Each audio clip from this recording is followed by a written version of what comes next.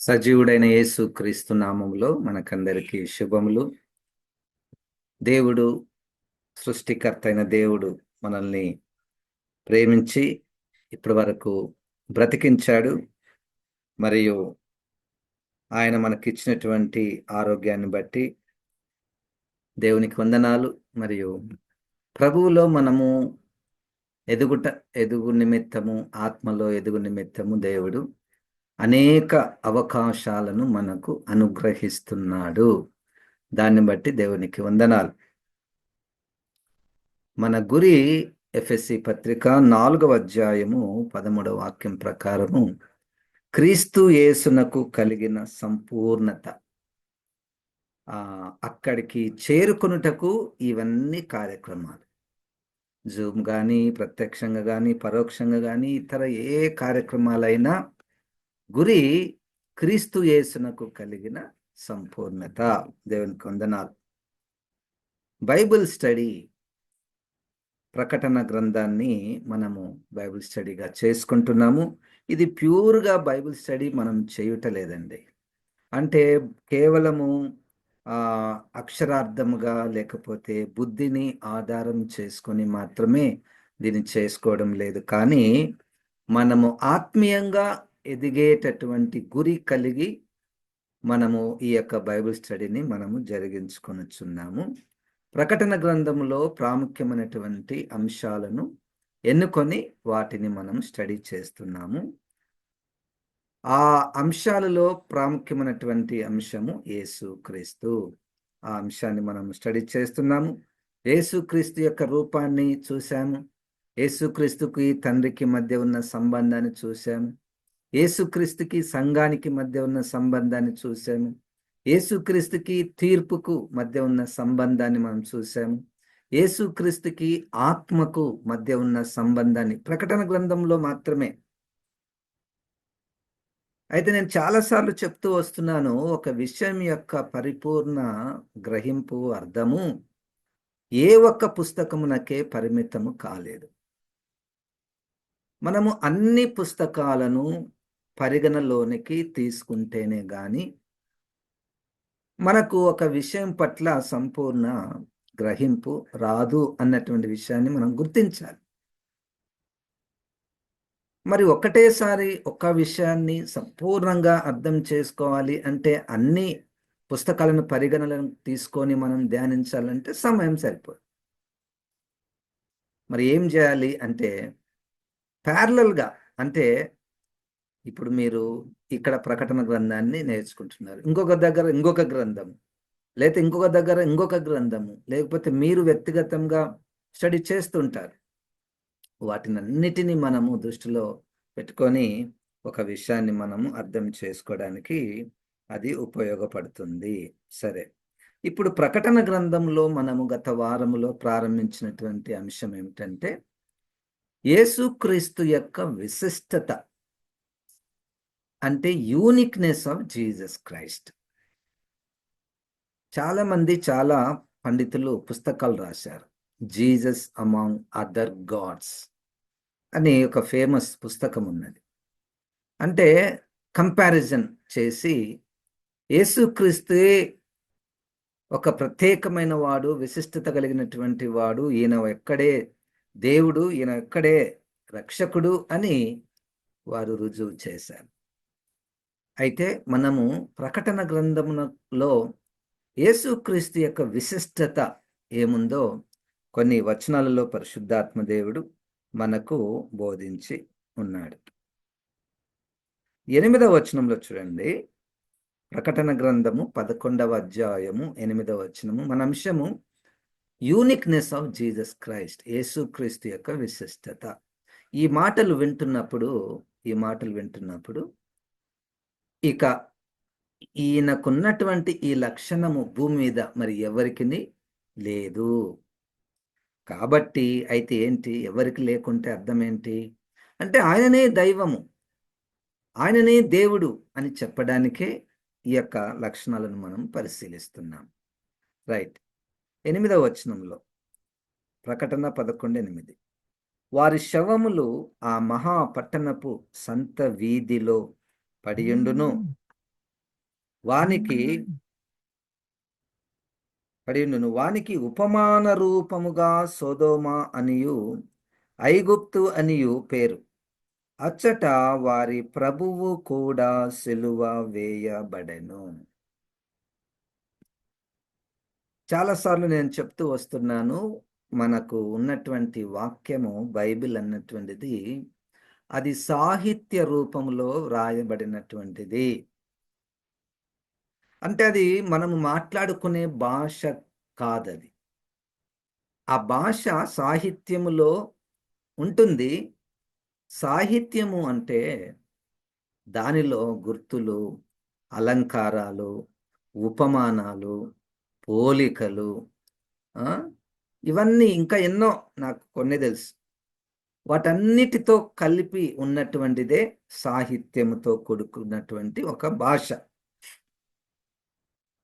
అందుకనే ఇక్కడ ఆ పదం మనం చూస్తున్నాం. ఏం పదము? ఆ 8వ వచనంలో ఉపమాన రూపముగా, ఉపమాన రూపముగా. చూడండి. ఆ పట్టణము, ఆ మహాపట్టణపు సంత వీధిలో పడియుండుటను. అంటే ఇక్కడ ఇద్దరు సాక్షులు మనము 11వ అధ్యాయము ప్రారంభం నుంచి చదివితే, దేవుడు పంపినటువంటి ఇద్దరు సాక్షులు. వారు కొంతకాలం భూమి మీద ప్రకటించుట, వారి కాలమైన తర్వాత క్రూర మృగము వచ్చి వారితో యుద్ధము చేసి వారిని జయించును, చంపేస్తుంది. అప్పుడు ఆ చంపినటువంటి ఆ ఇద్దరు శవములు ఆ మహాపట్టణపు సంత వీధిలో పడియుండును. వానికి, ఆ పదం చూడండి, వానికి ఉపమాన రూపముగా సొదొమ అనియు ఐగుప్తు అనియు పేరు. అచ్చట వారి ప్రభువు కూడా సిలువ వేయబడెను. ఈ పదం చూడండి, సిలువ వేయబడెను. అదేంటి ప్రకటన గ్రంథంలో సిలువ గురించి ఎక్కడుంది? మొదటి ప్రశ్న. రెండోది, ఎక్కడ సిలువ వేయబడెను? అక్షరార్థంగా, భౌతికముగా భూమి మీద జరిగినటువంటి సంఘటనలలో యెరూషలేమునకు వెలుపట గొల్గతా అన్నటువంటి కొండ మీద యేసుక్రీస్తు సిలువ వేయబడినట్టు మనము సువార్తల్లోనూ మరియు చరిత్రలోనూ మనం చూస్తామండి. రైట్? అక్కడ పరిపూర్ణ అర్థము ఇంకా రాలేదు. ఇదే నేను ప్రారంభం నుంచి చెప్తున్నాను. ఒక విషయం బైబిల్‌లో ఒక దగ్గర ఉందంటే అక్కడనే పరిపూర్ణ అర్థం రాదు. ఇప్పుడు దాని నుండి ఇక బయటకొచ్చేసి యేసుక్రీస్తు సిలువ వేయబడెను ఎక్కడ? ఐగుప్తులోను, సొదొమలోను. ఇవి ఉపమాన పేర్లు. నిజమైనటువంటి పేర్లు కాదు. నిజమైనటువంటి పేర్లున్నాయి. ఐగుప్తు అన్నటువంటిది నిజంగా భూమి మీద ఉన్నటువంటిది. కానీ ఉపమానముగా కూడా ఒక ఐగుప్తు ఉన్నది. సొదొమ అన్నటువంటిది భూమి మీద ఉన్నటువంటి ఒక ప్రాంతం. కానీ ఉపమానముగా కూడా ఒక ప్రాంతం ఉన్నది. ఈ ఉపమాన రీతిగా చెప్పబడినటువంటి ఈ ప్రాంతాలలో యేసుక్రీస్తు సిలువ వేయబడెను. ఇక చూసుకోండి యేసుక్రీస్తు యొక్క విశిష్టత. ఇక్కడ యేసుక్రీస్తు యొక్క విశిష్టత ఏముంది సార్ అంటే, యేసుక్రీస్తు యొక్క రాకడ, ఆయన భూమి మీద జీవించినటువంటి కాలం, ఆయన చేసినటువంటి కార్యములకే పరిమితమై మనము అర్థం చేసుకోవడానికి ప్రయత్నం చేస్తే అసంపూర్ణత. అది పాయింట్. చాలామంది ఇంతే గదా యేసు ప్రభు. అరే యేసుక్రీస్తు 3.5 సంవత్సరాలే గదా ఇక్కడ జీవించింది. యేసుక్రీస్తు చనిపోయాడు గదా! ఈ భౌతికమైనటువంటి short sighted understanding of Jesus క్రైస్ట్‌ని మనం ఆలోచన చేస్తే ఆయన గురించి మనం పరిపూర్ణ అర్థము చేసుకోలేము. అరే! ఐగుప్తులో ఎప్పుడు చనిపోయాడు యేసుక్రీస్తు? ఐగుప్తులో యేసుక్రీస్తు సిలువ వేయబడ్డాడా? సొదొమలో యేసుక్రీస్తు సిలువ వేయబడ్డాడా? ఉపమాన రీతిగా. ఇంకొక బైబిల్ స్టడీ ప్రిన్సిపల్ మీకు చెప్తాను, జాగ్రత్తగా వినండి.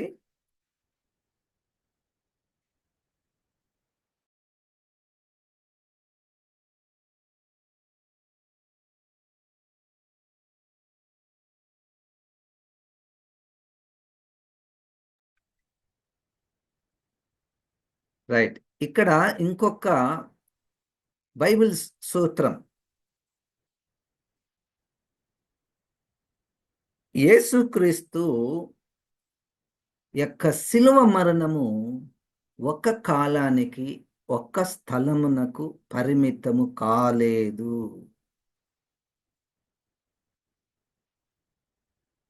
ఆయన యొక్క universality of sacrifice of Jesus Christ can be seen in such words, in such metaphorical language. యేసుక్రీస్తు యొక్క విశిష్టత ఎక్కడ కనపడుతుందంటే, ఈ మాటలలో ఉపమానంగా వ్రాయబడినటువంటి ఈ మాటలలో ఆయన యొక్క విశిష్టత కనబడుతుంది. ఇక్కడ నేను ఒక బైబిల్ సూత్రం ఏం చెప్పాలనుకున్నానంటే, for every physical activity, for every physical place, there is a corresponding a spiritual realm. అంటే ప్రతి భౌతికమైనటువంటి దానికి ఆత్మ సంబంధమైనటువంటిది ఉన్నది. ఆత్మ సంబంధమైనటువంటి ఆ పదములో పరిమితం లేదు. భౌతికమైనటువంటి దానికి పరిమితం ఉంది, కొలవచ్చు, సమయాన్ని కొలవచ్చు, స్థలాన్ని చూడవచ్చు కదండి. యేసుక్రీస్తు ఎక్కడ సిలువ వేయబడ్డాడు పోవచ్చు, ఎక్కడ సమాధి చేయబడ్డాడు పోవచ్చు. కానీ అది భౌతికమైనటువంటిది, ఆత్మ సంబంధమైనటువంటి దాన్ని మనము కొలవలేం. అది పాయింట్. ఇక ఈ సూత్రం అన్నిటికీ మనము అప్లై చేసుకోవాలండి. లేకపోతే మనము యేసుక్రీస్తుని అర్థం చేసుకునేటటువంటి విషయంలో చాలా వెనుకబడి ఉంటాం. మనం తక్కువ అర్థం చేసుకుంటాం, ఇతరులకు అదే చెప్తాం కాబట్టి వాళ్ళకు అట్లనే అర్థమవుతుంది. What is the uniqueness of Jesus Christ? And it's not only uniqueness of Jesus Christ, what is the uniqueness of the death of Jesus Christ? నేను ఆ మాట కంటాను, ఆ మాటకు ఈ ఉపమానంగా రాయబడినటువంటి ఈ మాటలకు నేను అంటాను, యేసుక్రీస్తు భారతదేశంలో సిలువ వేయబడెను, యేసుక్రీస్తు పాకిస్తాన్లో సిలువ వేయబడెను, యేసుక్రీస్తు అమెరికాలో, ఆస్ట్రేలియాలో, యూకేలో సిలువ వేయబడెను. ఎక్కడ పాపం ఉంటే అక్కడ యేసుక్రీస్తు సిలువ వేయబడెను. హల్లెలూయా. అది సూత్రం. ఇదండి యూనిక్నెస్ ఆఫ్ జీసస్ క్రైస్ట్. ఏదో యూదుల దేవుడు, తెల్లల దేవుడు, ఇజ్రాయెల్ దేవుడు, no no no no no. అసలు వాక్యంలోనే పరిశుద్ధాత్మ దేవుడు అది కాదయ్యా. అది సంపూర్ణంగా కాదు. మీరు చెప్పేది కరెక్టే, కానీ అది భౌతికంగా కరెక్ట్. ఆత్మ దేవుడు మనకు రివీల్ చేశాడు, ప్రత్యక్షపరిచాడు. యేసుక్రీస్తు ఎక్కడ సిలువ వేయబడ్డాడు? మళ్ళీ ఇవి రెండిటికే పరిమితం కాదండి. ఇవి రెండిటికే ఓకే, బెత్లే యెరూషలేం బయట అన్నారు, ఓకే అది కాదా, ఓకే సొదొమన రైట్, అయితే ఐగుప్తున రైట్, అంతేనాక కాదు. ఉపమానానికి పరిమితులు ఉండవు, గుర్తులకు పరిమితులు ఉండవు. కనుక యేసుక్రీస్తు సొదొమలో, ఐగుప్తులోను ఆయన సిలువ వేయబడెను. ఈ మాటలకు అక్కడ రాయబడినటువంటి ఆ మాటలకు అర్థం ఏంటంటే, ఎక్కడ పాపం ఉంటుందో, పాపం అనగా దేవునికి విరోధముగా,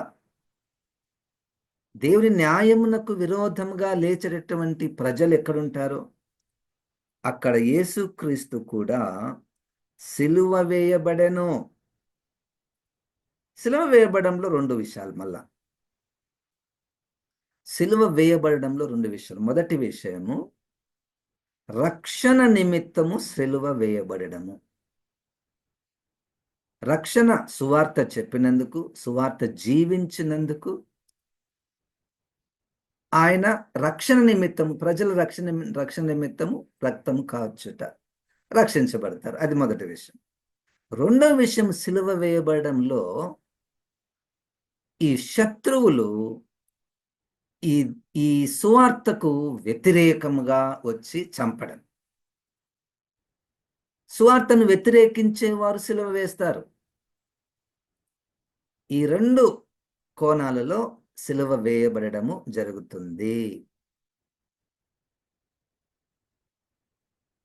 అయితే ఇక్కడ శత్రువులు ఎప్పుడైతే వచ్చి యేసుక్రీస్తుని సిలువ వేయడం, కొట్టడం, చట్ట సభలలో అన్యాయంగా తీర్పు తీర్చడం జరుగుతుందో అప్పుడు దేవుని యొక్క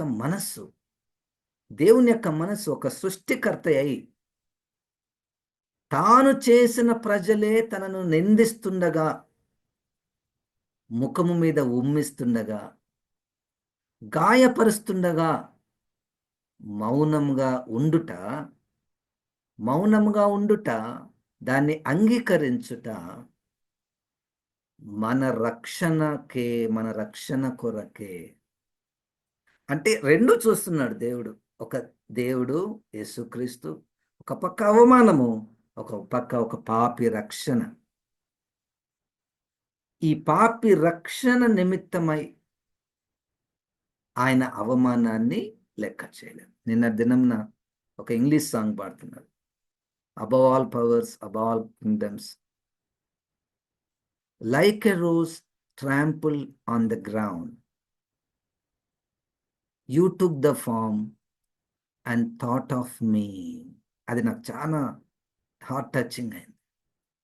ఒక రోజ్ ఫ్లవర్ కాళ్ళ కిందేసి తొక్కుతుంటే, ఆ రోజ్ యొక్క ఫ్లవర్ ఒకరు తన మీద కాలు పెట్టి తొక్కుతుంటే, ఆ రోజ్ ఫ్లవర్ ఇంకొక వ్యక్తి గురించి ఆలోచిస్తుందంట.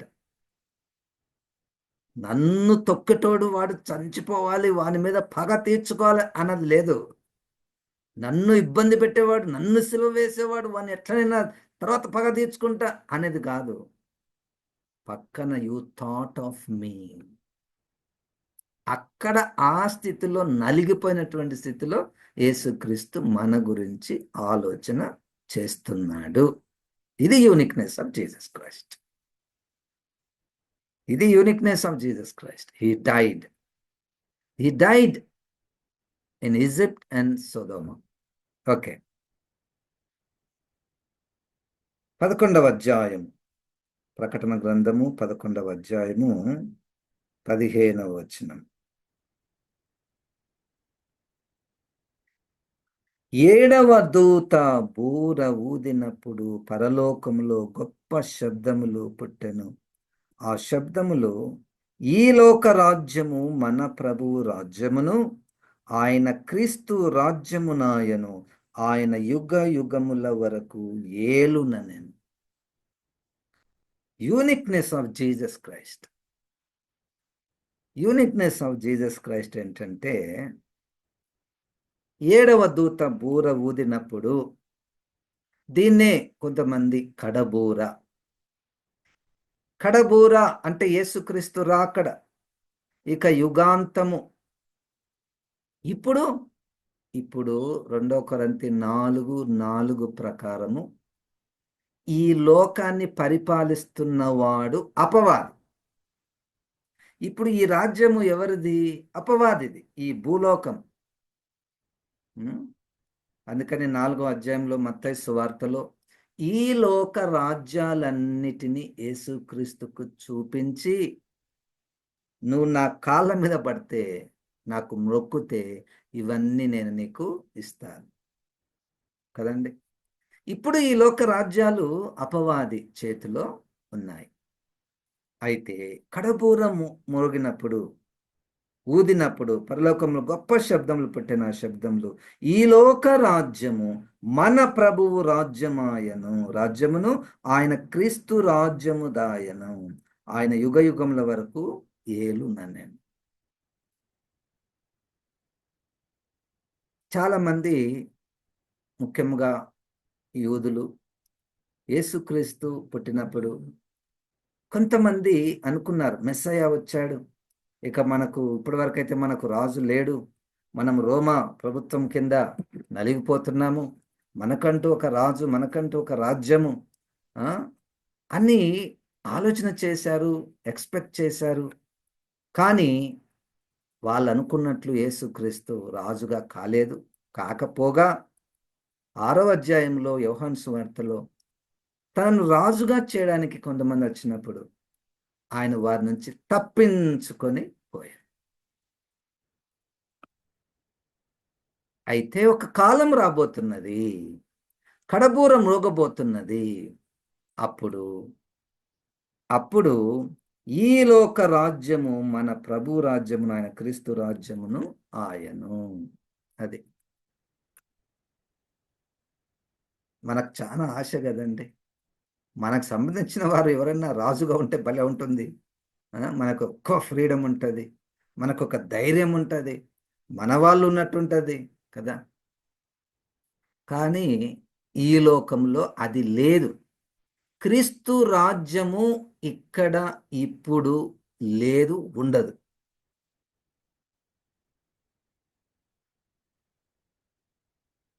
క్రీస్తు రాజ్యము ఇక్కడ ఈ లోకంలో ఉండదండి. అది ఒక కాలం రాబోతుంది. ఆ కాలంలో యేసుక్రీస్తు రాజుగా, ఆయన రాజ్యముగా, ఆయన యుగ యుగములు ఏలును. అది. ఇప్పుడు మనం ఏం చూస్తున్నామంటే యేసుక్రీస్తు యొక్క విశిష్టత. యేసుక్రీస్తు యొక్క విశిష్టత ఎక్కడ, ఎలాగు ఉందో మనము చూస్తున్నాం. 12వ అధ్యాయం 5వ వాక్యం. 12వ అధ్యాయము 5వ వచనము, ప్రకటన గ్రంథం. Uniqueness of Jesus Christ is our topic today. సమస్త జనములను ఇనుప దండముతో ఏలనయ్యున్న యొక్క మగ శిశువును ఆమె కనగా, ఆమె శిశువు దేవుని యొద్దకును ఆయన సింహాసనమునొద్దకును కొనిపోబడెను. సమస్త జనములను ఇనుప దండముతో ఏలనయ్యున్న ఒక కుమారుణ్ణి ఒక స్త్రీ కనింది. నా ప్రశ్న ఏంటంటే, ఇప్పుడు ఒక స్త్రీ కనింది. ఆ ఘట సర్పము మృంగడానికి ప్రయత్నం చేసింది. అయితే ఆ కుమారుడు తండ్రి యొద్దకు కొనిపోబడ్డాడు. అంటే యేసుక్రీస్తే గదా! రైట్. యేసుక్రీస్తే. అయితే ప్రశ్న ఏంటంటే,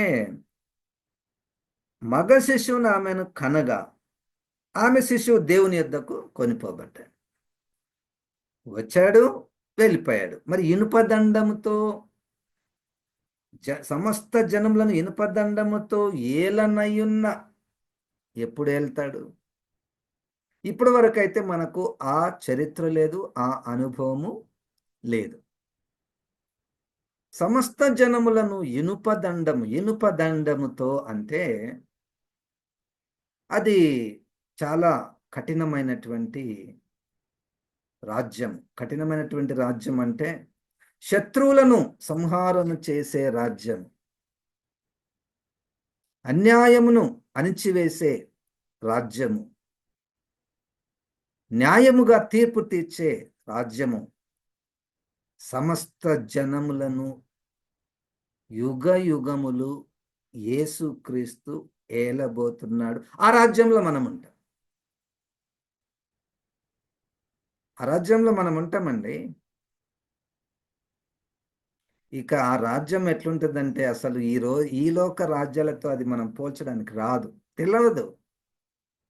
తెలవదు. అది ఒక విచిత్రమైనటువంటి, ఆనందకరమైనటువంటి ఆ రాజ్యము. సమస్త జనములను ఏలబోతున్నటువంటి యేసుక్రీస్తు. ఇప్పుడు మనం చాలా సార్లు వింటుంటాం కదా! ఆ యేసుక్రీస్తు శిలువ మీద తన్ను తానే రక్షించుకోలేకపోయాడు. చాలా వ్యంగ్యమైనటువంటి మాటలు మనం వింటుంటాం. యేసుక్రీస్తుకు చేత కాలేదు, ఏం చేయలేదు. ఎంత గొప్ప గొప్ప పనులు చేశారు కొంతమంది. ఎన్నెన్ని రాజ్యాలు జయించారు, వాళ్ళ పేర్లు, వాళ్ళ యొక్క శిల్పాలు ఎన్ని దేశాల్లో పెట్టారు. ఆ? యేసుక్రీస్తు ఒక బలమును ప్రదర్శించినటువంటి సందర్భం కనపడదే. కానీ ఒక కాలం రాబోతున్నది, సమస్త జనములను ఆయన ఇనుప దండంతో ఏలబోయేటటువంటిది అది రాబోతున్నది. దాన్ని బట్టి మనము యూనిక్నెస్ ఆఫ్ జీసస్ క్రైస్ట్ మనం గుర్తించాలి.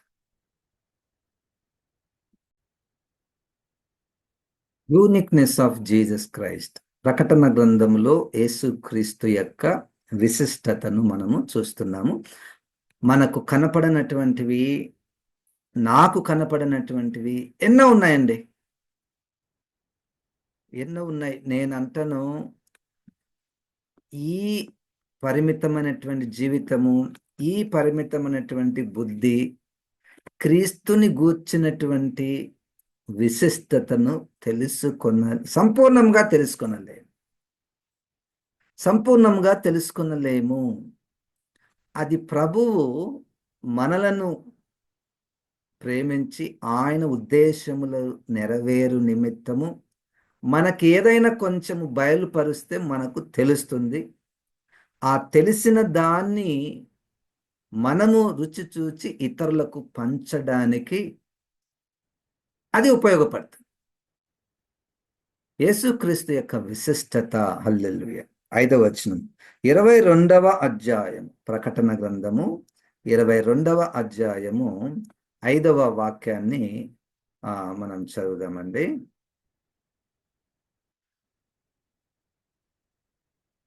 22వ అధ్యాయము 5 కాదు, 13వ వాక్యం. 22వ అధ్యాయము 13వ వాక్యము.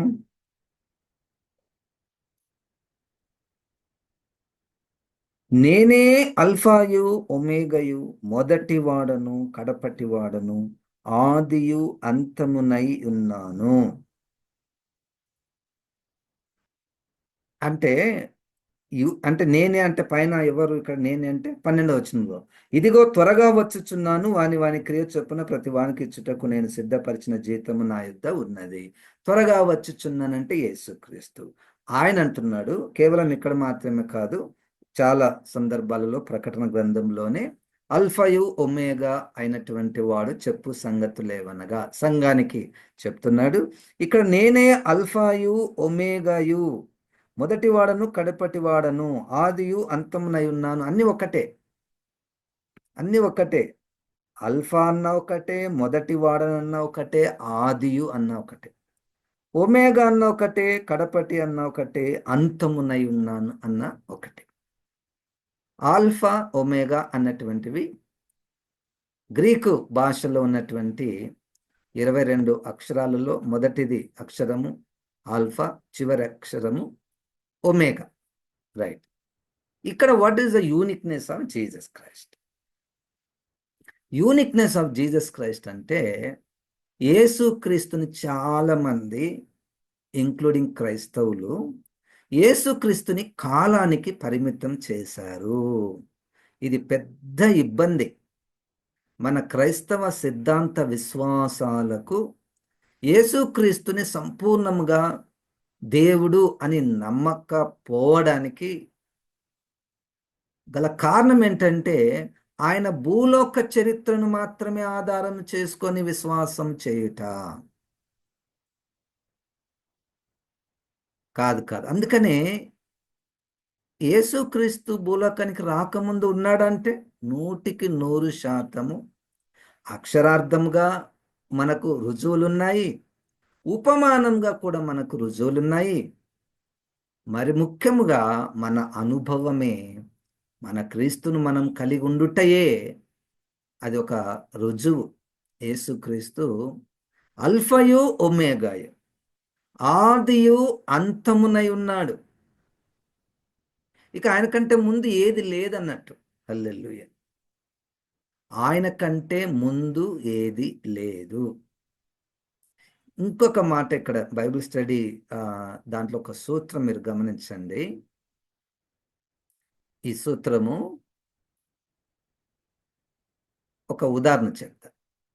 యేసుక్రీస్తు మనకు సమాధానము ఇస్తాడు. రైట్? ఇది మనకు అర్థమవుతుంది. రెండో మాట, యేసుక్రీస్తే సమాధానమై ఉన్నాడు. ఇది సంపూర్ణమైనటువంటి మాట. యేసుక్రీస్తు మనకు మార్గాన్ని చూపిస్తాడయ్యా. మనం ఎట్లా నడవాలన్నా ఆయన మార్గాన్ని చూపిస్తాడు. ఆహా ప్రభా, నేను ఇప్పుడు ఇట్లా పోవాలనా, నేను ఇట్లా పోవాలనా, ఎక్కడ పోవాలి, నా జీవితంలో ఏ డెసిషన్ తీసుకోవాలి, ఈ ఈ థాట్ ప్రాసెస్ చూడండి. అది మొదటిది. రెండవది, యేసుక్రీస్తే మార్గమై ఉన్నాడు. యేసుక్రీస్తే మార్గమై ఉన్నాడంటే దాంట్లో ఉన్నటువంటి అర్థం ఏంటనండి తెలుసా అండి మీకు? ఇక మనం ప్రత్యేకంగా అడగనవసరం లేదు. యేసుక్రీస్తు ప్రభా, నువ్వు నాలో ఉండు, అయిపోయా. నువ్వు నాలో ఉండు. ఇక నేను మళ్ళా నాలో ఉంటే యేసుక్రీస్తు ఎట్లా నడుస్తున్నా అట్లా పోతా అంతే. సిమిలర్లీ అదే విధంగా యేసుక్రీస్తే ఆది అయి ఉన్నవాడు. అంటే దాంట్లో ఏముంది సార్ అంటే ఆయనలోనే సృష్టి ఉందండి. యేసుక్రీస్తు సృష్టిని చేశాడు. అబ్బా, ఎంత గొప్ప విషయం! ఎంత పెద్ద గొప్ప సృష్టిని చేశాడా? సృష్టే ఆయనలో ఉందంటే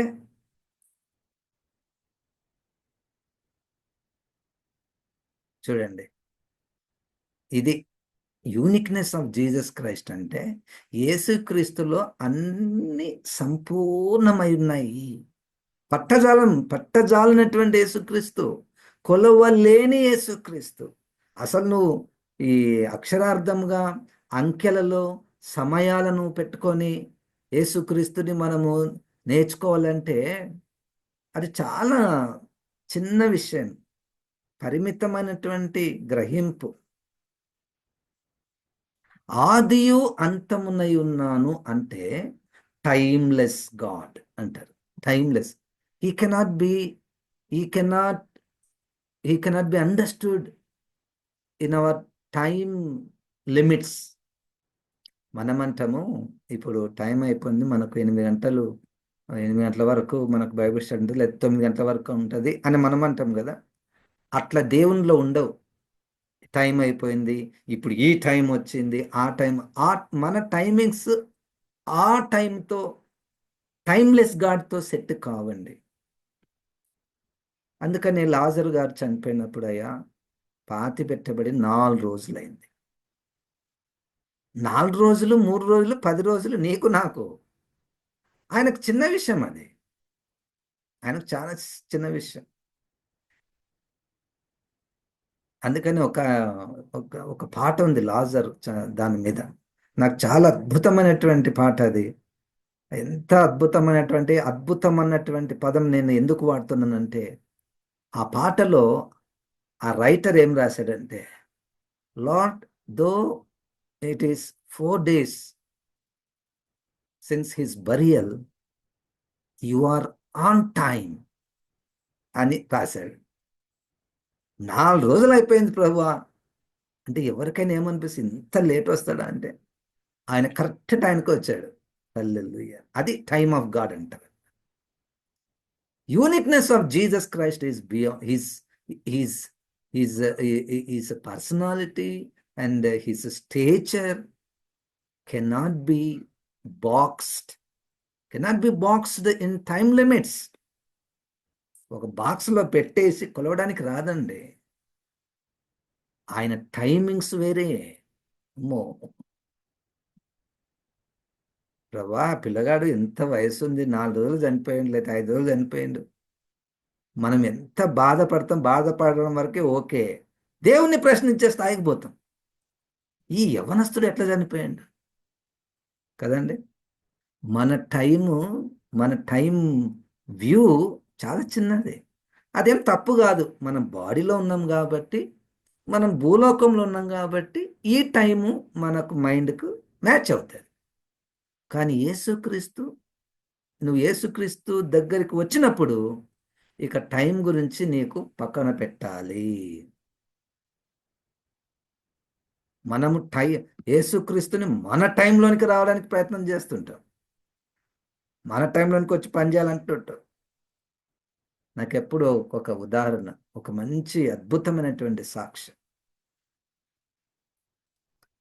మీరు ముంగమూరి దేవదాసయ్య గారు అనే పదం వినింటే, పేరు వినింటే ఆయన ఫోటోలు అక్కడక్కడ కనపడతాయి. ఎక్కడ కనపడినా ఆయన ముసలోడుగానే కనపడతాడు.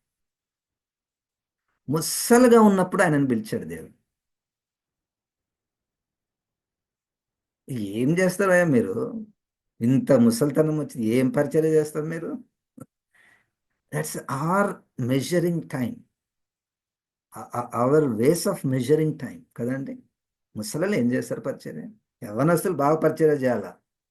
ఇవి టైం లిమిట్స్ మనకు కదండి. కానీ దేవుని విషయంకి వచ్చే లోపల అవి పనికిరావు. అవి పనికిరావు. అంటే ఇప్పుడు మనం ఏం నేర్చుకోవాలి ఆత్మీయ పాఠం అంటే? ఆత్మీయ పాఠాలు. So what about so many such things about the uniqueness of Jesus Christ. యేసుక్రీస్తు గొప్పవాడు, శక్తిమంతుడు, అబ్బబ్బా ఎంత గొప్ప లక్షణాలు ఉన్నాయి. అయితే ఏంటి నాకేంటి అంటే, నువ్వు యేసుక్రీస్తుని కరెక్ట్గా అర్థం చేసుకుంటే నువ్వు టైం లిమిట్స్ని పట్టుకో. టైం లిమిట్స్ని ఆయన టైం వేరే. ఆదియు అంతమునై ఉన్నాడు, మొదటివాడు కడపటి వాడై ఉన్నాడు. యేసుక్రీస్తు 2000 సంవత్సరం కిందటే ఉన్నాడు. మా దేవుడు 3000 సంవత్సరాల నుంచి ఉన్నాడు, 5000 సంవత్సరాల నుంచి ఉన్నాడు. అంతేనా? అంతేనా?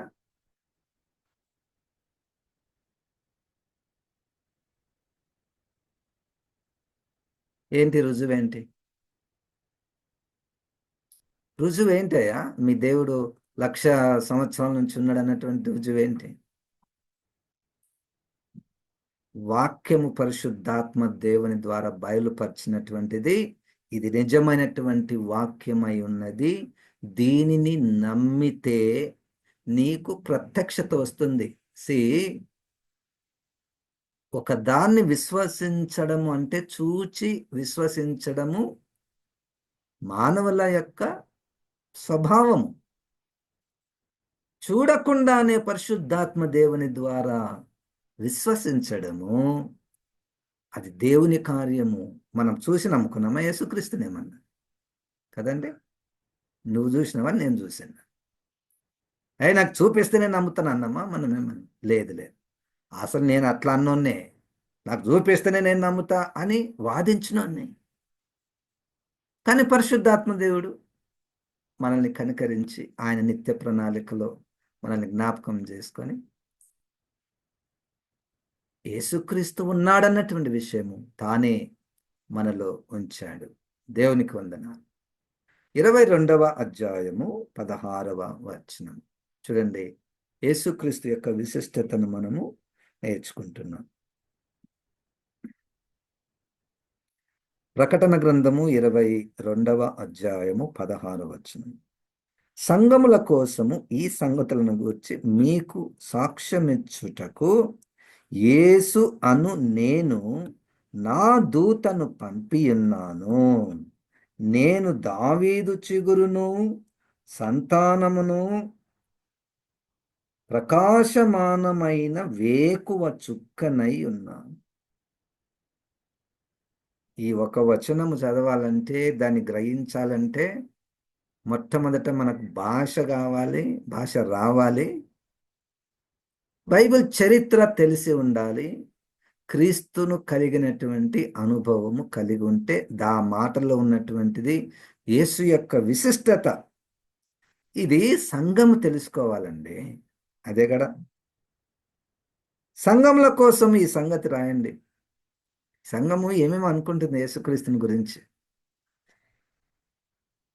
మొట్టమొదటగా మీకు సాక్ష్యం ఇచ్చుటకు యేసు అను నేను నా దూతను పంపి ఉన్నాను. అక్కడ ఉందా? ఇప్పుడు రండి. ప్రకటన గ్రంథం 1వ అధ్యాయము 1వ వచనం. యేసుక్రీస్తు తన దాసులకు కనపరచుటకు దేవుడు ఆయనకు అనుగ్రహించిన ప్రత్యక్షత. ఈ సంగతులు త్వరలో సంభవింపనయున్నవి. ఆయన తన దూత ద్వారా వర్తమానము పంపి తన దాసుడైన యోహానుకు వాటిని సూచించండి. ఆయన ఆయన అంటే పైన రెఫరెన్స్ దేవుడు. ఇప్పుడు యేసుక్రీస్తు తన దాసులకు కనబరచుటకు దేవుడు ఆయనకు అనుగ్రహించిన ప్రత్యక్షత. ఈ సంగతులు త్వరలో సంభవింపనవిన్నవి. ఆయన తన దూత ద్వారా వర్తమానం పంపి దాసుడైన యోహానుకు వాటిని సూచించాను. యూనిక్నెస్ ఆఫ్ జీసస్ క్రైస్ట్ ఏంటంటే దూతలను పంపించుట. దూతలను పంపించుట. హెబ్రీ పత్రిక 1వ అధ్యాయం మనం చూస్తే దేవుడు దూతలను సృష్టించను, దేవుడు తన పనుల కొరకు దూతలను వాడుకొనుచున్నాడు. అంటే నేను ఇప్పుడు ఇక్కడ ఏమి చెప్పాలనుకున్నానంటే దేవుడు యేసుక్రీస్తు ఒక్కటే. దేవుడు యేసుక్రీస్తు ఒక్కటే. సంఘములు ఈ విషయాన్ని తెలుసుకోవాలి. సంఘము ఫస్ట్ దేవుడు ఎవరంటే తండ్రి అని, దాని తర్వాత రెండవదిగా యేసుక్రీస్తు అని, దాని తర్వాత ఎవరంటే పరిశుద్ధాత్మ దేవుడు అని వింటున్నారు, చదువుతున్నారు, నేర్చుకుంటున్నారు. కానీ నేను అంటాను, నిజముగా పరిశుద్ధాత్మ దేవుని ద్వారా మనం రక్షించబడితే, నిజంగా మనం రక్షించబడితే ఆ ముగ్గురు ఒక్కటే. ఆ ముగ్గురు ఒక్కటే.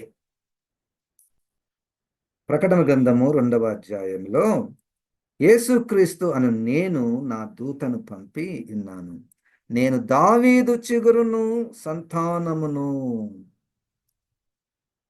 దావీదు చిగురు సంతానం. నేను దావీదు చిగురును సంతానం అంటే ఇక్కడ ఈ మాటలు రాయడానికి గల ఉద్దేశం ఏంటంటే, అయా దావీదుకు దేవుడు 2వ సమూయేలు గ్రంథములో దావీదుకు దేవుడు చేసినటువంటి వాగ్దానము, నీ సింహాసనము మీద నీ ద్వారా వస్తున్నటువంటి నీ కుమారుడు నిత్యము పరిపాలన చేయును, ఆ దావీదు చిగురును నేనే. Uniqueness of Jesus Christ, his revelations are to everyone. ఆయన ప్రత్యక్షతలు అందరికీ. ఇశ్రాయేలీలు, యూదులు నమ్మడం లేదు కదండి. అయితే ఆయన అంటున్నాడు, నేను దావీదు చిగురును, వేరు చిగురును, సంతానమును, ప్రకాశమానమైన వేకువ చుక్కనై ఉన్నాను. అది ఒక పెద్ద సబ్జెక్ట్ అండి, వేకువ చుక్క గురించి. మనము ఈ చుక్కల గురించి మనకు చాలా ఉన్నాయి కదా. 9వ అధ్యాయంలో, 2-3 అధ్యాయాలలో, 1వ అధ్యాయంలో ఈ చుక్కల గురించి, నక్షత్రాల గురించి మనము స్టడీ చేయబోతున్నాము. Uniqueness of Jesus Christ is not only limited to book of Revelation. We can see uniqueness of Jesus Christ in every book of the Bible, number one. We also can experience uniqueness of Jesus Christ. చాలా మందికి Bible వాక్యాలు తెలియదండి, చదవడానికి రాదు. ఏం చేయాలి మరి? తప్ప కానే కాదు. ఒకరికి బైబిల్ చదవడానికి రాదు, బైబిల్ తెలియదు అంటే, నాకు తెలుసు అంటే, దేవుడు మా ఇద్దరిని చూచినప్పుడు ఆ తెలియనటువంటి వ్యక్తి ఎక్కడ కూడా నాకంటే తక్కువ కాదు, ఏ విషయంలో కూడా తక్కువ కాదండి.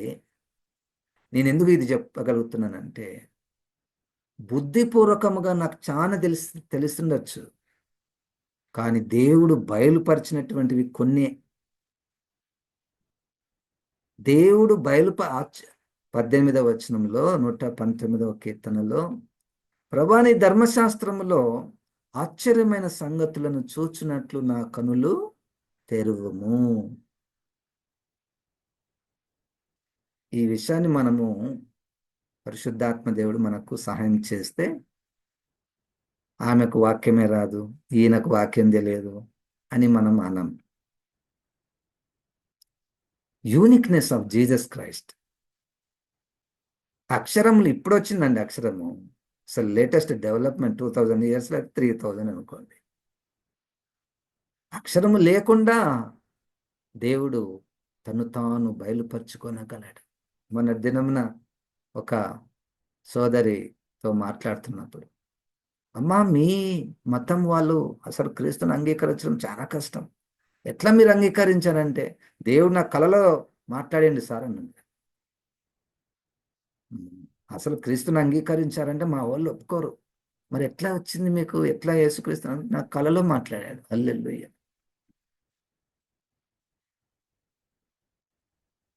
మా పాస్టర్ గారు చెప్పేవాడు, అయ్యా మనం ఫలానా వాళ్ళ కొరకు ప్రార్థన చేయాలా.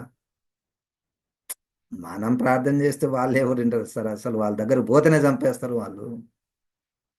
వాళ్ళ దగ్గరకు పోతేనే సువార్త చెప్పకుండా ఎట్లా రక్షించబడతారని నేనే ప్రశ్నించి అప్పుడు ఆయన చెప్పాడు, దేవుడు కళల ద్వారా, దర్శనాల ద్వారా ఎన్నో రకాలుగా మాట్లాడేవాడు. నేనే క్రీస్తునని ఒప్పింపచేయువాడు, నేనే ఆదియు అంతమును అని ఒప్పింపచేయువాడు, నేనే రక్షకుడనని ఒప్పింపచేయువాడు, నేనే నీ కొరకు నీ ఊర్లోనే నేను సిలువ వేయబడ్డానని ఒప్పింపచేయువాడు. అంత శక్తిమంతుడు, అంత విశిష్టత కలిగినటువంటి వాడు యేసు క్రీస్తు.